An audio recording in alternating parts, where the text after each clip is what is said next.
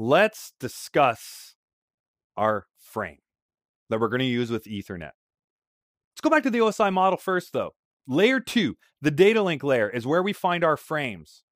And how do we create a frame? We take the packet, and we encapsulate that packet with header information. That's what I see right here. So where is this packet? The data. That's where the packet is, the data. The data being transported. For example, the layer 3 packet. Could be an IPv4 packet. Could be an IPv6 packet. Doesn't matter. Doesn't matter. That's the data we're dealing with. So everything else I see around the data has to do with the frame. Starting off with our preamble and our start of frame delimiter. So what is the preamble? First of all, it's ones and zeros. That's right, ones and zeros. It is 7 bytes of information, ones and zeros, that are sent ahead of the frame. It's a warning. Hey, there's an Ethernet frame coming. Get ready for it. So it essentially is designed to prepare the receiving device for the frame that's coming. So pay attention. Here comes the frame. Now, my wife uses preamble with me all the time. I'm not afraid to say it. I get so involved in novels I'm reading. I get so involved in Cisco white papers that I'm reading. I get so involved with whatever I'm doing that if she starts talking to me, I have a tendency to miss the first 8 bytes of information that she's sending me. And as a result of that, she's already talking. She's already transmitting that frame, and I missed a whole bunch of it. Now I'm in trouble. That's right. Now I'm in trouble. So I have 2 options. Either I admit I wasn't listening and I missed the first 8 bytes of information, and we'll deal with the consequences. Or, what else could we do? Fake it, right? We could fake it. Yeah, we could fake it. And basically, yeah. Of course. I know what you're talking about. Yeah, that doesn't work either, right? All right, so what's the moral of the story? Well, my wife gives me a preamble. And her preamble is essentially, preamble. I'm ready to talk to you. Pay attention. All right? Maybe that's a true story or not. But I hope I got the point across that this preamble is essentially just a warning message. Hey, I'm about ready to send you a frame. Listen up so that way there you don't miss anything. That's what it's all about. So then we have the start of frame delimiter that says, I'm starting to talk now. So my wife says, preamble. And then she goes, and I'm starting to talk now. That's what the preamble and start of frame delimiter is. So then everything after that is important information. So now I didn't miss any of that important information, right?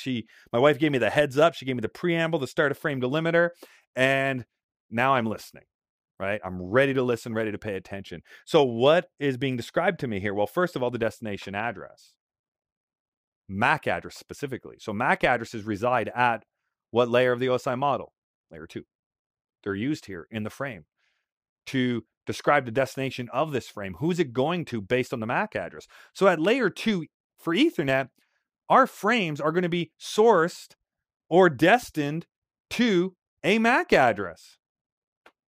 So the destination MAC address, who this frame is going to within our local area network. Notice it's 6 bytes long, which equals 48 bits. 6 bytes is 48 bits. Source address, the source, who sent this frame. Very, very important because our switches are going to learn who is who and where they reside based on the source MAC address. And then they're going to forward frames efficiently based on the destination MAC address. This information better be accurate in the frame in order for our switches to do their job properly.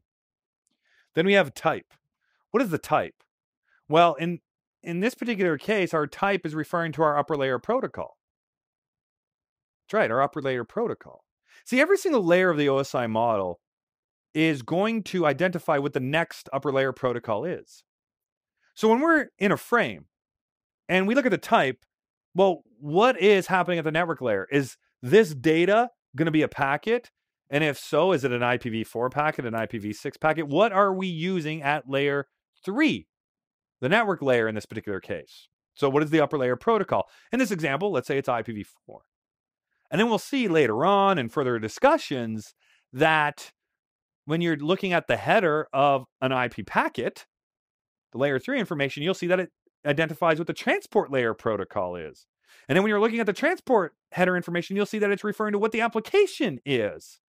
So all of the different layers are going to identify where this has to be passed to after. So in this case, once this is all processed, it has to be passed to IPv4 as an example. And then what is contained in our data here? Well, in this case, it's our layer 3 packet. Then at the very, very end, we're going to see frame check sequence, FCS. That's a mathematical checksum. So this is a way that we can ensure that our frames are not corrupt, damaged in any way during transit. That's what the frame check sequence is all about. So the frame check sequence is going to be calculated before the frame is sent. The frame check sequence is then calculated once a frame is received. If the two of them match, then the frame's fine. If they don't match, then the frame was corrupt in transit. We have two numbers up here, 46 and 1500. One of them is the minimum transmission unit. That's 46. So for fast Ethernet, this is the smallest payload for a frame. What this means is the packet cannot be any smaller than 46 bytes. Can't be any smaller than 46 bytes. We have to have 46 bytes or greater in order to send the information out. And then 1500 is the maximum. So we're not going to send any packets that are larger than 1500 bytes. And that's our default setting right here. So this is the maximum size of a packet that can be put into a frame. And the reason why we have this is so that way we can transport our information efficiently throughout the networks. So our interfaces are rated for a specific transmission unit, a maximum transmission unit. Fast Ethernet, 1500 as the maximum transmission unit. So what will happen in our Ethernet networks is our clients will make sure that they break down the information into a manageable size, 1500 bytes that can then be transmitted.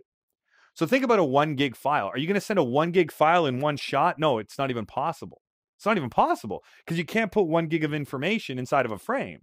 You can only put 1500 bytes. But that 1500 bytes includes your layer 3 header information as well. And what about your transport layer header information? Yeah, that includes that as well. So what does that mean? It means that you have to take that 1 gig file, break it up into multiple smaller files, into segments at the transport layer. And then these segments have to be broken up down at the packets layer as well. So at layer 3 into packets that are 1500 bytes in size. So we have to fragment them. So eventually we get down to our maximum transmission unit. We plug that in there, and then we can ship out that frame. So maximum transmission unit, the largest size of a packet. The maximum packet size that can go inside of a frame. That's what your maximum transmission unit is. The maximum packet size that can go in a frame.